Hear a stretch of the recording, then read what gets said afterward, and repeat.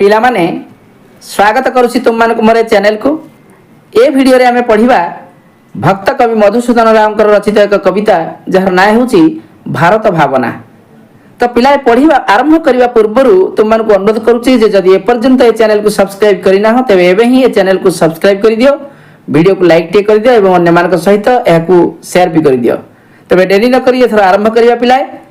तो पिलाए ओडिया साहित्य सरहदर कमनीय कविता कारीगर रे किरीटीहीन सम्राट भाव में प्रसिद्धि अर्जन करथिबा अनेक अग्रगण्य स्रष्टांक मध्य भक्त कवि मधुसूदन राव होउचंती अन्यतम। जड़े सुनामधन्य तथा आदर्श शिक्षक भाव में ख्याति अर्जन करथिबा कवि मधुसूदन एकाधार रे थिले जड़े साहित्यिक, पंडित, सुसंगठक एवं समाज संस्कारक मध्य। ओडिया साहित्यर प्रसार पई आपणा उद्यम रे कटक रे उत्कल साहित्य समाज प्रतिष्ठा करथिबा ए कवि मधुसूदन निजर तरुण बयसर तारुण्य छुआरे व्यासकवि फकीरमोहन सेनापति एवं कविवर राधानाथ रायंकर मधुर संस्पर्श रे आसी साहित्य चर्चा रे मनोनिवेश करथिले। वृत्ति रे जने शिक्षक भाव में से जेतिकी ख्याति अर्जन करि पारि नाहंती बरं ताहा अपेक्षा प्रतिटी ओडियांकर घरे घरे परिचित छबिल ओडिया मधुवर्णबोध तांको ताहाठारु बहु गुण रे आज भी प्रतिष्ठित कराई रखिछि। वर्णबोध व्यतीत वसंत गाथा, उत्कल गाथा, छांदमाला, कुसुमांजलि, प्रबंधमाला, कवितावली, शिशुबोध, आकाशप्रति और सुखबोध अभिधान प्रभृति पुस्तक समूह ताहांकर ओडिया साहित्य भंडार को अनन्य उपहार कहिले अत्युक्ति हेब नाही। देशमातृका प्रति तांको हृदय रे थिबा निरुता भल पाइबा और समर्पण भावर प्रतिवेदन तथा परिस्फुटनर निदर्शन स्वरूप सुखपाठ्य शब्द संयोजन रे उतरी आसी ये कविता तांकर भारत भावना। आपणार देशमातृका भारत मातार विगत दिनर स्मृतिर मंथन संग को ताहार गुणगान करिसंती कवि तांकरे जीवंत देशात्मबोधक कवितारे। तो पिलाए जीवा एथर कवितार पंक्ति भीतर को। तो कवितार पहली पंक्ति रे कवि कहउचंती एही कि से पुण्य भूमि भुवन विदित सुविस्तीर्ण रंग भूमि आर्य गौरवर एही कि भारत जार महिमा संगीत गंभीर झंकारे पूर्ण दिग दिगंतर।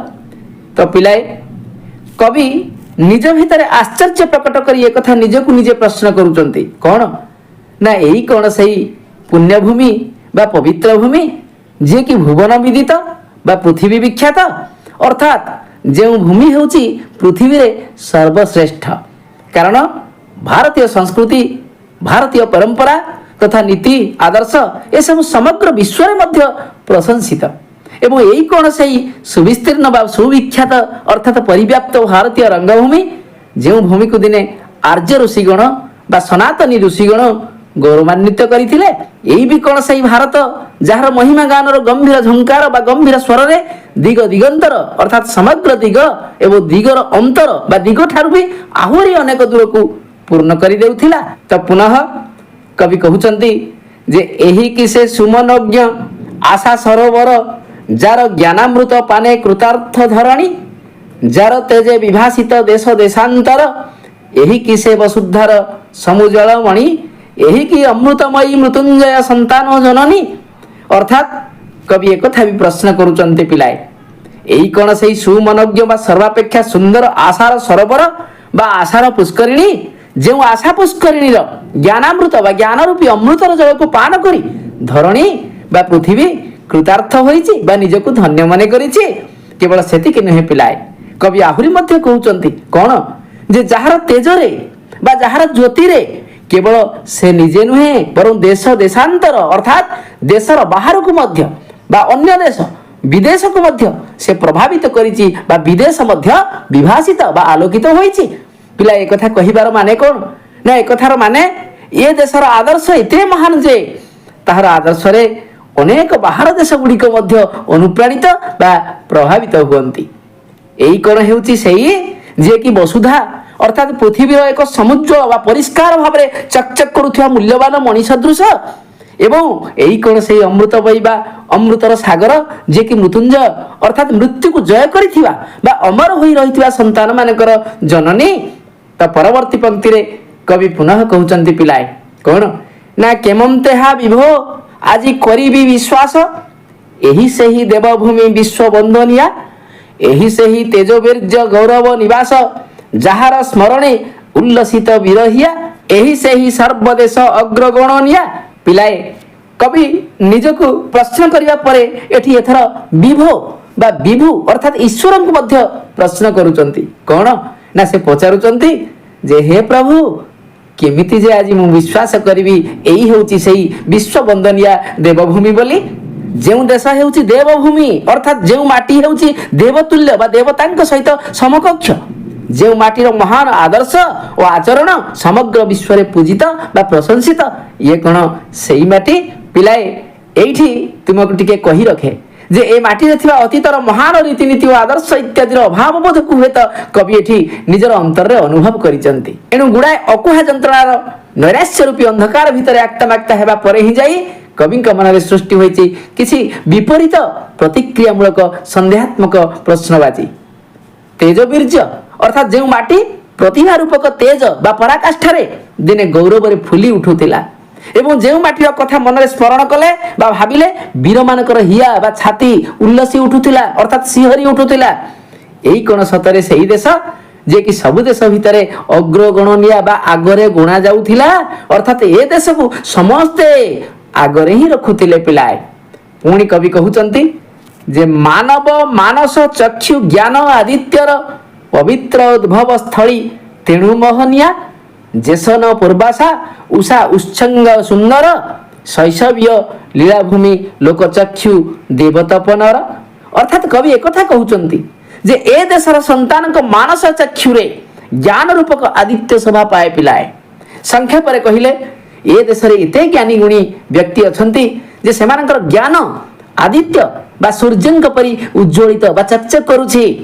ତେଣୁ ତ ସେ ହେଉଛି ପବିତ୍ରତାର ଉଦ୍ଭବସ୍ଥଳୀ ବା ଉତ୍ପତ୍ତି ସ୍ଥଳ ଓ ସେଇଥିପାଇଁ ହିଁ ସେ ହେଉଛି ମୋହନିଆ ବା ମହାନ।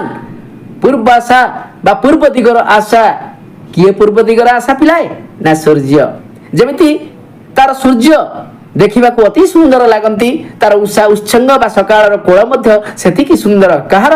ଏଇ ଭାରତ ମାତାର। ଅର୍ଥାତ୍ ଉଦିତ ସୂର୍ଯ୍ୟଙ୍କ ରଶ୍ମିରେ ତା ସକାଳ ମଧ୍ୟ ସେତିକି ସୁନ୍ଦର। ପିଲାଏ, ଉଦୟ ସମୟର ସକାଳ ସୂର୍ଯ୍ୟଙ୍କୁ ଶୈଶବ ବା ଶିଶୁ ଅବସ୍ଥା ସହିତ ତୁଳନା କରି କବି ekଥା କହୁଛନ୍ତି ଯେ ଉଦିତ ସୂର୍ଯ୍ୟଙ୍କର ସେ ଶୈଶବୀୟ ଲୀଳାଭୂମିରେ ସମସ୍ତେ ସେଇ ଦେବତପନ ବା ସୂର୍ଯ୍ୟ ଦେବତାଙ୍କୁ ନିବିଷ୍ଟ ନୟନରେ ଦର୍ଶନ କରୁଥାନ୍ତି।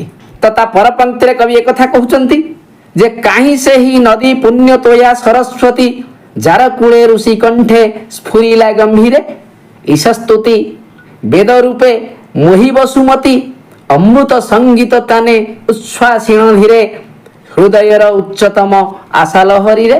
ପିଲାଏ, କବି ekଥା କହୁଛନ୍ତି ଯେ ଯଦି ଇଏ ହେଉଛି ସତରେ ସେହି ପୁଣ୍ୟଭୂମି, ତେବେ କୁଆଡ଼େ ଗଲା ସେହି ପବିତ୍ର ସରସ୍ୱତୀ ନଦୀ ଯାହାର କୂଳରେ ଋଷିମାନଙ୍କର କଣ୍ଠରୁ ଗମ୍ଭୀର ଭାବରେ ବା ବୀରତ୍ୱର ସହିତ ବେଦମନ୍ତ୍ର ଉଚ୍ଚାରଣ କରାଯାଇ ଈଶ୍ୱରଙ୍କୁ ସ୍ତୁତି କରାଯାଉଥିଲା ଏବଂ ବସୁମତୀ ବା ଧରଣୀକୁ ମଧ୍ୟ ବଶ କରି ଦିଆଯାଉଥିଲା। ଏବଂ ଆଉ କ'ଣ ନା ସେଇ ଋଷିମାନଙ୍କର କଣ୍ଠରୁ ଧୀର ଗଳାରେ ଉଛୁଳି ଆସୁଥିଲା ଅମୃତ ତୁଲ୍ୟ ସଙ୍ଗୀତର ସ୍ୱର ସବୁ। କେମିତି? ନା ହୃଦୟର ବଡ଼ ବଡ଼ ଆଶା ରୂପକ ଲହରୀ ସହିତ ତାଳ ଦେଇ ଦେଇ।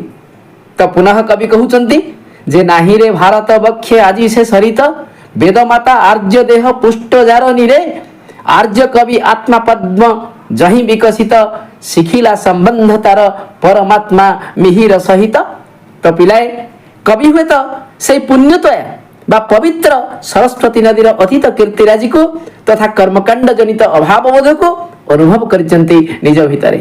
ତେଣୁ ସେ ekଥା କହୁଛନ୍ତି ଯେ ତତ୍କାଳ ଅର୍ଥାତ୍ ସେଦିନର ସେହି ନଦୀ ଆଉ ଏ ଭାରତ ମାଟିରେ ବୋଧ ହୁଏ ନାହିଁ, ଯାହାର ଜଳରାଶି ଦିନେ ବେଦମାତା ସ୍ୱୟଂ ସରସ୍ୱତୀ ଏବଂ ସନାତନୀ ଆର୍ଯ୍ୟ ଋଷିଗଣଙ୍କର ସ୍ପର୍ଶରେ ପୁରୀ ଉଠୁଥିଲା ଏବଂ ଯେଉଁଠାରେ କି ସନାତନ ଆର୍ଯ୍ୟ କବିଗଣଙ୍କର ଆତ୍ମାରୂପକ ପଦ୍ମଟି ବିକଶିତ ହୋଇଥିଲା। ପିଲାଏ, ଏବଂ ଯେଉଁଠି ସେ ପଣ୍ଡିତ ପରମାତ୍ମାଙ୍କ ସହିତ ସମ୍ବନ୍ଧ ସ୍ଥାପନର ମାଧ୍ୟମକୁ ମଧ୍ୟ ଶିଖିଥିଲା। ଏବଂ ପୁନଃ କବି କହୁଛନ୍ତି ଯେ ନାହିଁ ସେହି ଦିନ ଯେବେ ପବିତ୍ର ଆଶ୍ରମେ ସମାସୀନେ ବ୍ରହ୍ମବାଦୀ ଆର୍ଯ୍ୟ ଋଷିଗଣ ବସୀନ୍ଦ୍ର ବଶିଷ୍ଠ ଅତ୍ରି ଅଟଳ ସଂଯମେ ଅଗ୍ନି ସଂକାଶ ଅଙ୍ଗିରା ବ୍ୟାସ ତପୋଧନ। ପିଲାଏ, କବି ଦୃଢ଼ତାର ସହିତ ekଥା ମଧ୍ୟ କହୁଛନ୍ତି ଯେ ଆଉ ସେ ଦିନ ନାହିଁ ଯେଉଁଦିନ କି ଇନ୍ଦ୍ରିୟକୁ ପୂର୍ଣ୍ଣ ମାତ୍ରାରେ ଜୟ କରି कठोर संयमता व्रत पालन पूर्वक अग्नि संकाश बा अग्नितुल्य अर्थात प्रचंड रूपी वशिष्ठ अत्रि अंगिरा और व्यास परि सनातनी ऋषिगण ब्रह्म चेतना रे उद्बुद्ध होई अर्थात ईश्वर पाखरे निजक समर्पण करदे पवित्र आश्रम रे अवस्थापित होई सन्यासी जीवन काटुथिले। आउ पुणी कवि कहउछंती जे राजर्षि जनक नित्य शांति परायण ध्याइले सृष्टिर तत्व मजी तपस्यारे आनंद विस्मये आहा कले दर्शन व्यापी अकूल अनंत घोर अंधकारे विराजित ब्रह्मज्योति निस्तरंग काल पारावारे अर्थात राजा भावरे अधिष्ठित होई राज्य शासन करुथिले हैं जनक किंतु ऋषि जीवन अतिबाहित करी सर्वदा शांतिर मार्गदर्शक साजिथिले एवं शांतिर मार्गदर्शक साजिवा सहित तपस्या द्वारा सृष्टिर असल तत्व को प्राप्त करी महा आनंद और आश्चर्य रे प्रभुंकर दर्शन लाभ करिथिले। केमिति ना कवि कहउछंती जे अनंत बा सीमाहीन घोर अंधकार भितरे बुड़ी रहिबी तरंगहीन काल रूपी सागर रे विराजमान करिथिबा ब्रह्म स्वरूप बा ब्रह्म ज्योति को से दर्शन करिथिले। तो पिलाए एठी तरंगहीन काल रूपी सागर बोली काहे की कहा जायछि ना आमे समस्त जानिचे जे विष्णु जे कि नारायण सागर जलराशि रे कालिय सर्प उपरे अवस्थान करिथांती स्वयं विष्णु जेउठी अवस्थान करिथांती सेठी सागर जल रे कोन तरंग सृष्टि हेबा ना पिलाए सेठी जल हेउछि स्थिर एवं कालिय सर्प बा अनंत नाग को काल सहित बा मृत्यु सहित तुलना करा जायछि काहे की ना से कहारी की छाड़े नि पिलाए तथापि भी कठोर तपस्या बल रे राजर्षि जनक ताहांकर दिव्य सतार दर्शन मध्य करि पारिथिले। तार परवर्ती पंक्ति रे कवि पुनः कहउचंती जे दिन थिला जेबे एही भारत धाम रे पवित्रता मूर्तिमती सरलतामयी दया रूपे अवतीर्णा ऋषि जन घरे ऋषि कन्या ऋषि पत्नी दिव्य तेजमयी उच्छ्वासिले पापाक्रांत मेदिनीर भार अर्थात एमिति भी एक दिन थिला जेतेबेले कि एई भारत माटीर वक्षरे पवित्र एवं सरलता तथा दयालुर प्रतीक स्वरूप जन्म होई ऋषि कन्या ऋषि पत्नी और उज्जवलमयी नारीगण मेदिनी अर्थात पृथ्वीर पापाक्रांत भार को बा पापर ओजन को हालुका कर देइथिले। तो पुनः कविंकर उक्ति रे जेबे वीर सीमंतिनी क्षत्रिय कुमारी प्रसविले वीर वृंद मही अलंकार शिखाइले प्राणकांते कटाक्ष प्रहारी से वीरत्व जार जस उच्चनादे घोष ई संसार अर्थात एभली भी समय थिला जेतेबेले कि सीमंत रे वीरपतिर सिंदूर नाइथिबा वीर क्षत्रिय नारीगण एई माटी रे अनेक वीर को जन्म देई एई मही बा पृथ्वीर कोल को मंडन बा अलंकृत करिथिले पिलाए एवं निज प्राण कांते अर्थात प्राण पति देवता मानको कटु मंतव्य रूपक प्रहार करी बा समालोचना करी कोन करथिले ना तांकु तांकर वीर पणिया को शिक्षा देइथिले जाहाको एबे भी ए संसार भूली न जाई तांकर जसगान करूची पिलाए। तो पिलाए परवर्ती पंक्ति रे कवि पुनः कहउचंती जे काहि से अयोध्या धन्या जोधेन्द्र जननी क्षत्र तेजो भानु जहि उइला पहिले हिमोज्वल हिमाचल सिरे दिनमणि हेम रश्मि बिंचे यथा निशा प्रभातिले पिलाए कवि पुनः प्रश्न करूचंती जे कुआडे गले अयोध्या को धन्य करिथिबा से जोधेन्द्र जननी गण बा वीर पुत्र मानक जन्म देइथिबा सेही जननी माने जेउठारे कि क्षत्रिय मानकर साहस एवं दर्प स्वरूप तेजर आलोक को नै सूर्य प्रथमे सेइठारे ही उदय हेउथिले काहे कि ना आमे माने समस्त जानिचे पिलाए जे अयोध्या रे जन्म नेइथिले राम लक्ष्मण को परि वीर योद्धा माने तेनु कवि से कथा को भी टिके मने पकई देइचंती एवं एक कथा कहउचंती जे हिमोज्वल हिमाचल सिरे बा बरफावृत हिमालय पर्वत उपरे दिनमणि अर्थात सूर्य प्रभातिले बा प्रतिदिन सकाळ हेले उदय होई हेम रश्मि बा सुनेली किरण को बिंची देई थांती से सूर्य प्रभाव वंश हवा केउठारे जार कीर्ति महागीत आदि महाकवि गाइले अमृत कंठे पवित्र झंकारे वीरत्वर सतीत्वर से अतुल्य छवि चित्री रामायणाकारे तपोधन अर्पिले संसारे पिलाए कवि एठी अयोध्या रे राजूति करुथिबा प्रजावत्सल राजा प्रभु रामचंद्र कथा को टिके स्मरण करिसंती एवं कहउचंती जे रघुकुलपति प्रभु रामचंद्र थिले सूर्यवंशर राजा तेणु सेही सूर्यवंशर प्रभाव सतरे आज कोउठी जहांकर कीर्ति को महागीत आकार रे वर्णना करी आदि महाकवि अर्थात महर्षि वाल्मीकि ताहंकर अमृतर कंठरे पवित्र स्वर रे गान करिथिले। तो माने समस्त जानिच जे महर्षि वाल्मीकि कोन करिथिले ना दस्यु रत्नाकर ବାଲ୍ମୀକି ସାଜିଥିଲେ। ଏଇ ମାଟି ସେଇ ଭାରତ ମାଟି ଯୋଉଠି ଗୋଟେ ଦସ୍ୟୁ ମଧ୍ୟ ବାଲ୍ମୀକିରେ ପରିଣତ ହେଇପାରେ ବୋଲି କବି ଏଠି ସୂଚେଇ ଦେଇଛନ୍ତି। ତେଣୁ ମହର୍ଷି ବାଲ୍ମୀକି ପ୍ରଭୁ ରାମଚନ୍ଦ୍ରଙ୍କର ସମଗ୍ର କୀର୍ତ୍ତିକୁ ରାମାୟଣ ଆକାରରେ ରଚନା କରିଥିଲେ ଆମେ ଜାଣିଛେ। ତେଣୁ କବି ନିଜ ଭିତରେ ତାଙ୍କୁ ଏଠି ମନେ ପକେଇଛନ୍ତି ବା ଭାଳି ହୋଇଛନ୍ତି। କବି ଏକଥା କହୁଛନ୍ତି ଯେ ସେ ଥିଲେ ଅପୂର୍ବ ବୀର ଏବଂ ତାହାଙ୍କର ପତ୍ନୀ ମାତା ଜାନକୀ ଥିଲେ ସତୀ ଶିରୋମଣି। ତାହାଙ୍କ ସହିତ ଆଉ ସମକକ୍ଷ ହେବାକୁ କେହି ଜଣେ ବି ନାହାନ୍ତି। ତେଣୁ ସେହି ଅତୁଲ୍ୟ ମହାମାନବ ଓ ଦେବୀ ଜାନକୀଙ୍କ ଜୀବନ ଚରିତକୁ ରାମାୟଣ ଆକାରରେ ଚିତ୍ରି ବା ରୂପ ଦେଇ ତପୋଧନ ବା ଋଷି ବାଲ୍ମୀକି ଏ ସଂସାରକୁ ଅର୍ପଣ କରିଦେଲେ। ତ ପିଲାଏ ଏ ଭାଗର ପାଠକୁ ଏଇଠି ରଖିବା, ଅବଶିଷ୍ଟାଂଶ ପରବର୍ତ୍ତୀ ଭାଗରେ ପଢିବା। ভিডিও ভাল লাগিলে লাইক টিকে করিব, অন্যମାନଙ୍କ সহিত শেয়ার বি করে দেব। এই পর্যন্ত এই চ্যানেল को सब्सक्राइब न करथिले एबे ही सब्सक्राइब कर देब। रहुची, धन्यवाद।